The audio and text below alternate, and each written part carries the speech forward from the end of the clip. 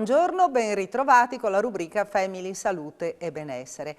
E oggi è con noi il professor Balestrieri, che ringraziamo per essere ritornato nei nostri studi. Nella puntata precedente abbiamo affrontato la problematica degli adolescenti, dei bambini, la depressione legata alla pandemia.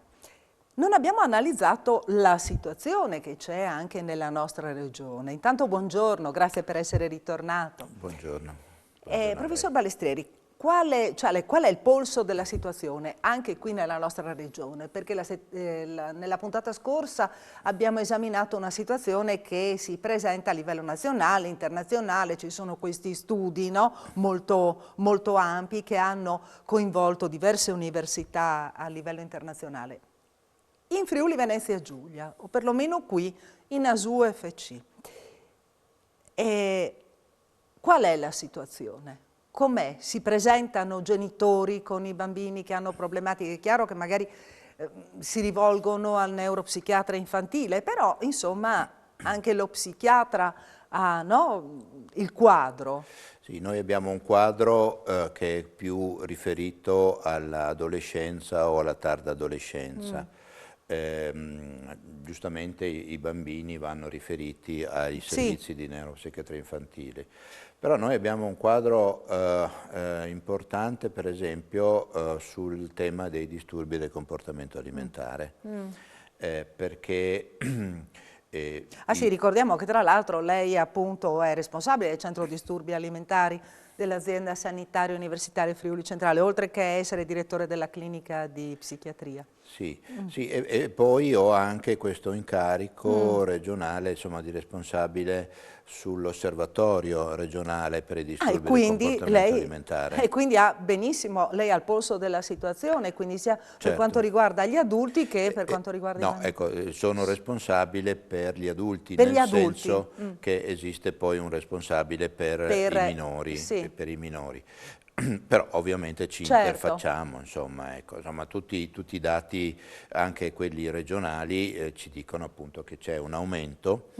C'è un aumento e purtroppo questo dei disturbi alimentari in generale, perché il periodo pandemico ha generato proprio delle alterazioni sul piano del comportamento alimentare. In particolare il periodo di isolamento genera due effetti, comunque una disregolazione alimentare, ma poi si determina nel senso o di un aumento sul piano dell'alimentare, quindi un aumento di peso, oppure una restrizione molto intensa, e quindi qui andiamo proprio nel campo dell'anoressia, no? Che è poi la forma più grave, no? dei disturbi alimentari.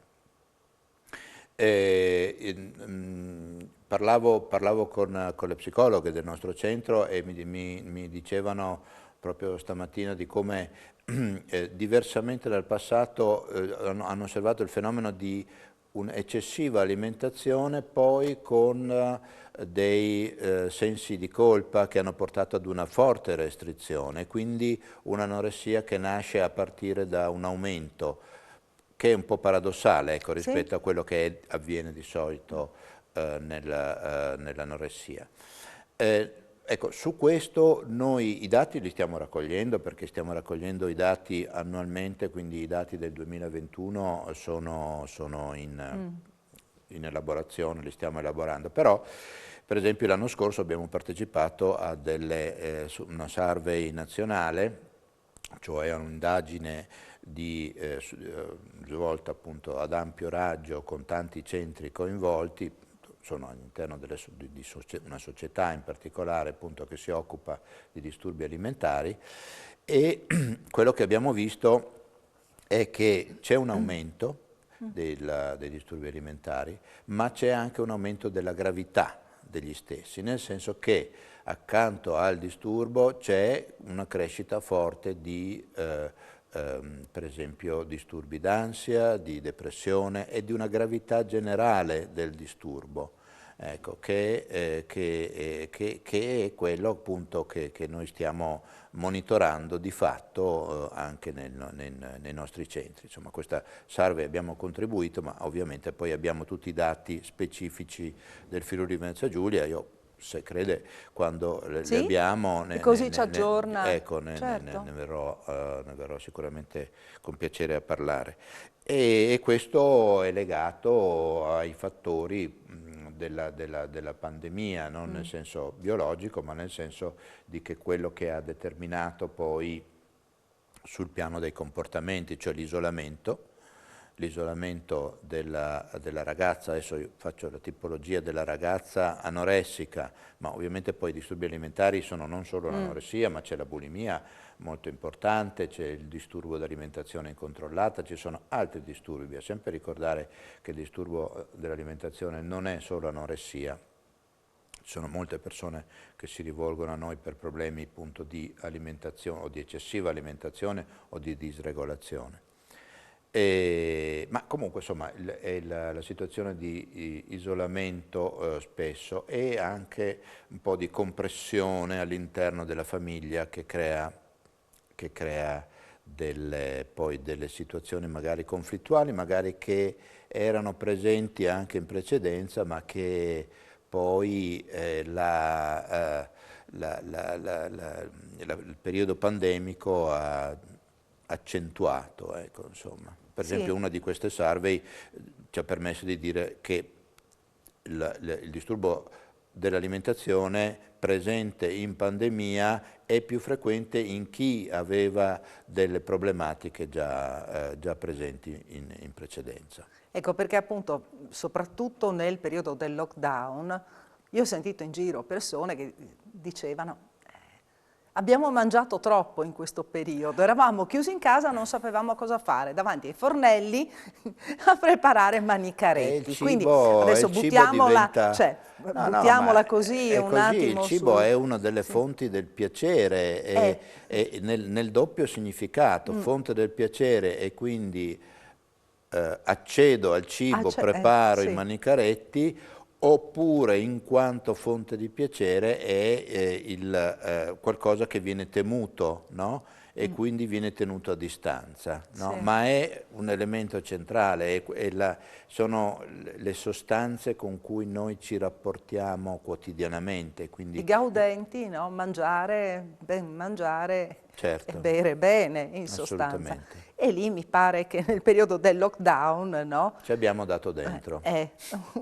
Un po' tutti. Vedo che lei sorride, evidentemente anche lei. Ma poi ci sono state anche delle gare a distanza, insomma, di cucina, insomma, ecco, voglio dire, al periodo appunto del 2020, insomma, no? In cui non si poteva fare che quello, ecco, poi insomma, per cui... Ecco, adesso noi abbiamo ironizzato, però pensiamo effettivamente alle situazioni che si sono create. E quindi una terapia d'urto dopo un periodo, a parte che dipende dal tipo di disturbo, no? Che cosa, siccome deve essere affrontato il problema, ogni singolo problema, ogni singolo individuo. Sì, dunque classicamente, ed è tutto ciò che noi facciamo, il disturbo alimentare deve essere affrontato, non con le terapie d'urto, ovviamente sono quelle che si rendono necessarie nel momento in cui c'è una situazione di gravità tale da richiedere un intervento. Ma diciamo nella situazione più classica c'è un percorso da fare, no? Che deve essere un percorso progressivo che va da una presa d'atto, presa di coscienza della presenza di uno stato di sofferenza. Questo poi porta ad una presa in carico in cui la ragazza, ecco, prendo sempre questa tipologia, diciamo, si discute insomma sulla necessità, sull'opportunità di un intervento.